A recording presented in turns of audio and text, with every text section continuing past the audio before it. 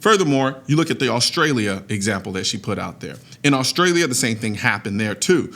They decided inevitably that they were going to ban the handguns, or not ban handguns, but ban semi-automatic rifles after a mass shooting happened there. But not only that, they instituted a mandatory buyback program. Now, the operative word in that is mandatory, meaning you don't have a choice. Basically, it was compensated confiscation. They compensated you for basically taking your firearm. Now think about that for a second. If I put a gun to somebody's head and said, I want you to sell me your watch for 50% below the value of the watch, and I said, if you don't, I'm gonna shoot you, would you consider that a watch buyback, or would you call that a robbery? It's the same thing here. Just because they're paying me money to give my guns back, if I'm forced to do it, and if I don't do it, I'm gonna be charged with a crime, that's not a buyback program. That is a confiscation.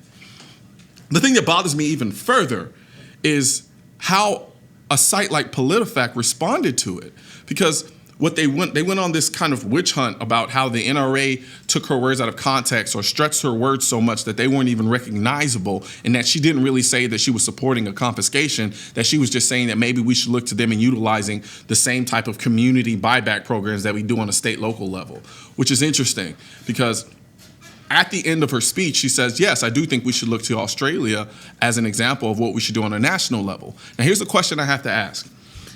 If we were talking about a situation where you want to utilize something as an example to do on a national level, and you already know that and you already are aware that some states have buyback programs, but then you say you want to use Australia's model as part of that buyback program, as an example of that buyback program on a national level, I'm trying to understand why you would even make the distinction, considering that the difference between a state level buyback program and the buyback program in Australia was the one in Australia was mandatory.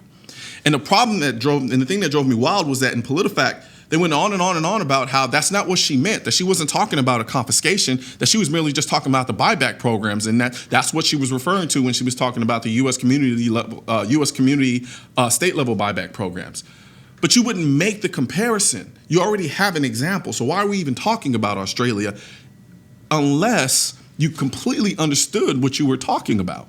Hillary Clinton knew exactly what she was referring to. That's why she brought up Australia. That's why she brought up Canada. That's why she brought up the UK. One of the things that I learned from my legal mentor when I was in law school doing a mock trial program, and he was teaching us how to cross-examine someone, is the idea and the notion that when somebody doesn't know why they're asking you, when someone doesn't know why you're asking them a question or what you're trying to get as a result of the answer to that question, they usually resort to telling you the truth because they can't think or figure out the angle in which they want to use to lie to you.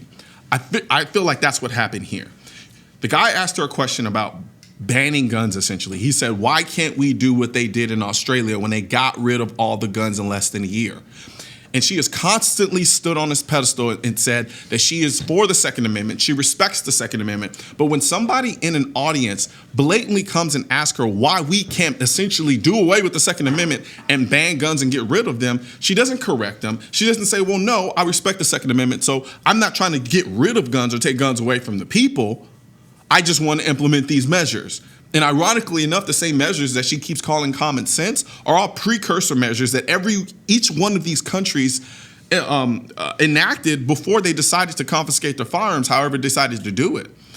So to me, when I look at a site like Politifact and I see them caping essentially for a statement that Hillary Clinton said that was so blatantly in favor of a confiscation, it causes me to question them, because I've used Politifact many a times to verify certain aspects of stats and things of that nature, because there's a kind of perceived notion that they're objective and they're unbiased. But this kind of called into question a lot of things, but also reminded me of something. When we're dealing with things on the internet, we've got to remember that just because on the face they say, oh, we're unbiased, we're objective, we're all of these great things, and you can depend on them, because I know a lot of people who depend on sites like Politifact to confirm their stats, confirm their stances on certain aspects of things, and do so from an objective manner. I don't think I can really trust Politifact anymore, because I'm looking at this and everything that they're doing is skewed in favor of Hillary Clinton. Nothing about this is objective.